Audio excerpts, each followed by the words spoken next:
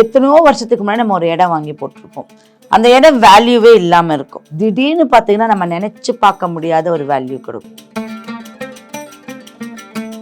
திருஷ்டி என்பது பொதுவானது தான். ஆனால் ஆண்களுக்கு செவ்வரிலி மாலை ரொம்ப ரொம்ப வேலை செய்யும். பெண்கள் துளசி கொடுக்கலாம், மல்லிகைப்பூ கொடுக்கலாம். ஏன்னா வித்தியாசப்படுற மாதிரி நம்ம மல்லிகைப்பூ கொண்டு ஆண்கள் மல்லிகை பூவை சாமிக்கு அர்ச்சனை கொடுக்கறத விட பெண்கள் கொடுத்தா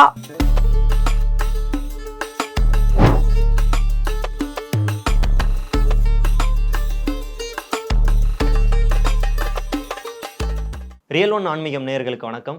இந்த 2025க்கான குரு பெயர்ச்சியில் ஒவ்வொரு ராசிகளுக்கும் என்னென்ன பலன்கள் இருக்குது, என்னென்ன தடைகள் வரப்போகுது, இல்லை அந்த தடைகளுக்கான பரிகாரங்கள் என்னென்ன அப்படின்றது எல்லாத்தையும் பிரசன்ன ஜோதிடர் டாக்டர் ஜெயம் ஜெயஸ்ரீ மேடம் அவங்க கிட்ட கேட்டு தெரிஞ்சுக்கலாம். வணக்கம் மேடம். வணக்கம். இந்த 2025 குரு பெயர்ச்சி கும்பராசிக்காரர்களுக்கு எப்படி இருக்கும் மேடம்? கும்பம் என்றால் மதிக்கத்தக்கக்கூடிய ஒரு கிரகம். கும்ப ராசினவே மதிப்பு தான். ஏன்னா இப்போ ஒரு ஆன்மீகத்தில் இருக்காங்க அப்படின்னா நிறைய பேர் கும்ப ராசியில் இருக்காங்க. இயற்கையிலே அவங்களுக்கு ஒரு கும்பம் அப்படின்னாவே அவங்களுக்கு மதிப்பு மரியாதை எல்லாமே அவங்களுக்கு இயற்கையிலே கிடைச்சிடும். அப்போ அந்த ராசி பார்த்தீங்கன்னா 11ஆம் இடம். அந்த 11 அப்படிங்கிற ஸ்தானம் லாபஸ்தானம் அப்படின்னு சொல்லுவாங்க. இந்த லாபஸ்தானத்துக்குடைய சனி பகவான் ஒருத்தர்கிட்ட அந்த ராசியில பிறந்துட்டாங்க, அதுல சதய நட்சத்திரத்துல இருக்காங்க அப்படின்னா அது ராகுவோடைய ஆதிக்கம். அப்ப என்னன்னா கொஞ்சம் அந்த குழந்தைகளை 5 வருஷம் வரைக்கும், அந்த ஒரு குழந்தையா இருந்தால் 5 வருஷம் வரைக்கும் பாதுகாப்பாக இருக்கணும். ஏன்னா அடிக்கடி கால் கீழே தடறி விழுகிறது இந்த மாதிரிலாம் இருக்கக்கூடிய அமைப்பு இருக்குது. இந்த குருவோடைய அமைப்பு நேரடி பார்வை கிடச்சிருச்சு. அப்போ இந்த நேரடி பார்வைன்னா அப்போ அவங்கள சொல்லவே வேண்டாம்ல, பாக்கியம் அனுபவிச்சுட்டே இருப்பாங்க. அப்போது அந்த நட்சத்திரத்துலேயும் அந்த ராசிலையும் யாராவது அங்கே இருந்துட்டாங்கன்னா அவங்களுக்கு நல்ல ஒரு பலன் பவர் இயற்கையிலேயே நல்ல ஒரு பிரபஞ்ச சக்தி அவங்களுக்கு கொடுத்துரும். இப்போ இவங்க என்ன பண்ணணும் அப்படின்னா, இந்த கும்ப ராசிக்காரர்கள் கோயில் வழிபாடு ரொம்ப முக்கியம். அதில் வராகியும் லக்ஷ்மி நரசிம்மர் வழிபாடும் ரொம்ப முக்கியம். இந்த 2 தெய்வங்கள் அப்படிங்கிறது வித்தியாசமான ஒரு அமைப்பில் இருக்கக்கூடியது. இவங்க வீட்டில் வச்சு வழிபட தேவையில்லை, இவங்க கோயிலுக்கு போகணும். கண்டிப்பாக கோயில் ரீதியாக தான் இவங்க அதை வழிபடணும். இவங்க என்ன பண்ணணும் அப்படின்னா 5 வகையான சாதங்கள், இப்போ கலர் சாப்பாடுன்னு சொல்லுவாங்க, நம்ம மாசமாக இருக்கிறவங்களுக்கெல்லாம் கதம்ப சாப்பாடுன்னு கொடுப்பாங்க. இந்த 5 வகை சாப்பாடு 5 வகையான கடவுளுக்கும் போய் சேரக்கூடியது. அதை எடுத்து அவங்க அந்த கோயிலில் போய் அபிஷேகம் பண்ணி தீபாராதனை காமிச்சு அந்த பிரசாதத்தை மக்களுக்கு கொடுத்துட்டு வரும்போது பஞ்சபூத சக்திகள் அவங்களுக்கு கிடைச்சிடும். அதில் மிகப்பெரிய ஒரு சக்தி பார்த்தீங்கன்னா அவங்களுக்கு நிலசக்தி. அவங்களுடைய சொத்து பிரச்சனை தீரக்கூடிய அமைப்பெல்லாம் ஈஸியாக அவங்களுக்கு கிடைக்கும். அதே மாதிரி அவங்க அதியமான் கோட்டை, தர்மபுரியில் இருக்கக்கூடிய அதியமான் கோட்டையில் இருக்கக்கூடிய பைரவரை போய் பார்த்துட்டு வரும்போது அவங்களுடைய காலத்தையே மாற்றி அமைக்கக்கூடிய அமைப்பு இருக்கு. ஒரு 2 நாளைக்கு ஒரு தடவை நாய்க்கு ஏதாவது ஒரு ஃபுட்டு போட சொல்லுங்க. அவங்க நாயை வளர்த்தக்கூடாது, வளர்த்துனா தங்காது. புரியுதுங்களா? ஜீவராசிகள் வளர்த்துனா தங்காது, ஆனா அந்த ஜீவராசிக்கு அவங்களுக்கு ஃபுட்டு போடணும். அதுல மெயினான விஷயம் பைரவர் அப்படிங்கிற மாதிரி அந்த நாய்களுக்கு ஃபுட்டு போடும்போது இவங்க செய்த வினைகள், செய்த பாபங்கள், செய்த கர்மாக்கள் கண்டிப்பா இவங்களுக்கு நிவர்த்தி ஆயிடும். இவங்க திருமஞ்சனம் அப்படின்னு ஒரு பொருள் இருக்குல்ல, இப்போ மஞ்சள் திருமஞ்சனம் இருக்கு இல்லையா, அந்த திருமஞ்சனத்தை வாங்கி சனி பகவானுக்கு அர்ச்சனை பண்ண சொல்லுங்க. இப்போ ஏன்னா சனி பகவான் தான் அங்கே ரொம்ப ஆதிக்கம் பெறக்கூடிய ஒரு கிரகம். சனி பகவானுக்கு அர்ச்சனை பண்ணி செவ்வரளி மாலை செலுத்திட்டு வந்தாங்கன்னா சனி பகவானுக்கு ரொம்ப பிடிச்ச விஷயமா இருக்கும். அப்போ இந்த குருவோடைய நேரடி பார்வை 9ஆம் பாவம் அப்பாவோடைய சொத்தை நேரடியாகவும் தாத்தா பாட்டியோட சொத்தை நேரடியாகவும் நம்மளுக்கு யாராவது ஒரு கிஃப்டடா கொடுக்கக்கூடிய நேரடியாகவும் வாங்கக்கூடிய அமைப்பு இருக்கு. Okay ma'am. இவ்வளவும் பலன்கள் இருக்கும்போது ஏதாவது குறைகள் இல்லைன்னா ஏதாவது காரிய தடைகள் அந்த மாதிரி ஏதாவது இந்த குரு பெயர்ச்சி காலங்கள்ல இருக்கு? கண்டிப்பா காரிய தடை இருக்கு. அவங்களுக்கு கழுத்து அமைப்புங்கிறது ஒரு காரிய தடை இருக்கு. இவங்க ஒரு சின்ன வாட்டர் பாட்டில வெண்கடுகும் பச்சை கற்பூரம் பன்னீர் தான் அந்த வாட்டர் பாட்டில ஃபுல்லா இருக்கணும். சின்னதா எடுத்துக்கிட்டு வெண்கடுகு பச்சை கற்பூரம் பன்னீர் ஊற்றி கழுத்துக்கு கிட்ட ஒரு தினந்தோறும் அந்த ஒரு பாட்டிலே போதும், மாதம் பூரா வச்சுக்க சொல்லுங்க. அந்த ஒரு மாசத்துல அவங்களுடைய மனநிலை ஒவ்வொன்றா மாறிக்கிட்டே இருக்கும், எந்த ஒரு குறையும் இல்லாம இருக்கும்.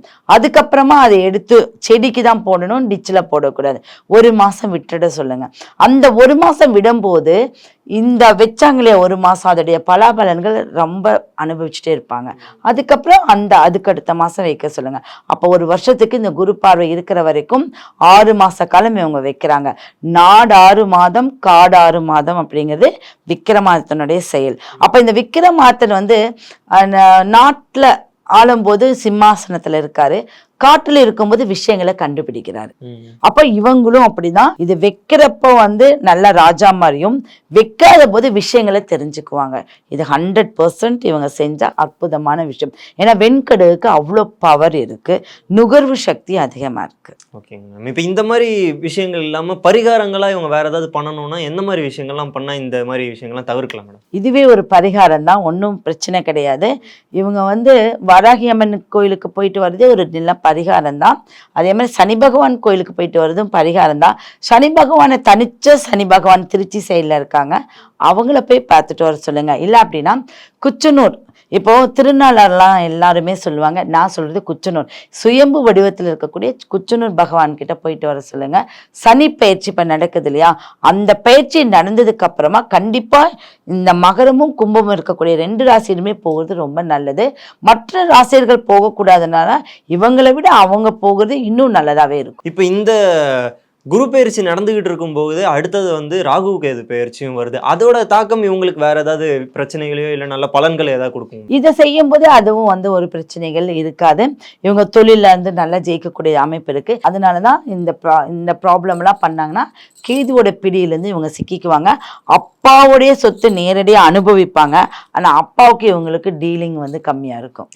அதுல கேதுல உள்ள போகும்போது ஆர்கியூமெண்ட் நிறைய இருக்கும். அப்ப அதுல இந்த சின்ன சின்ன பரிகாரம் கோயிலுக்கு போறதெல்லாம் வச்சுக்கிட்டு அது சூப்பரா மாறிடும். குரு பயிற்சி உங்களுக்கு நல்ல ஒரு பலன் தான், அற்புத பலன் தான், ஜாக்பாட் தான்.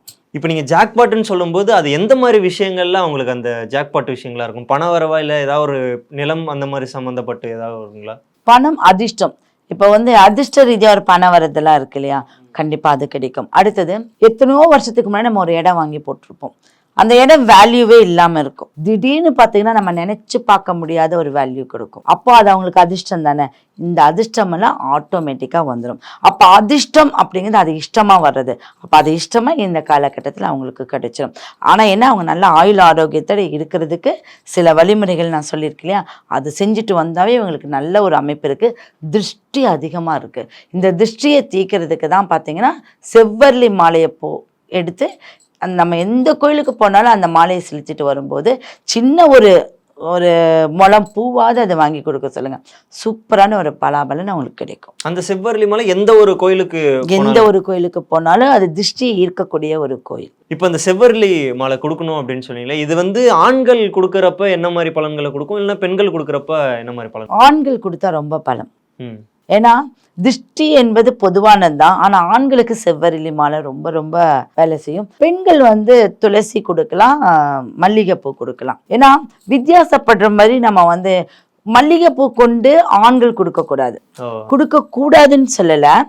ஆண்கள் வந்து மல்லிகை பூவை வந்து சாமிக்கு அர்ச்சனை கொடுக்கறத விட பெண்கள் கொடுத்தா மாங்கல்ய பலம் அதிகமாகும். ஆண்கள் வந்து செவ்வரளி மாலையை வந்து கொடுக்கும் போது அவங்களோட வீரியத்தன்மை அதிகமாகும். துளசிங்கிறது பொதுவான ஒரு கான்செப்ட்.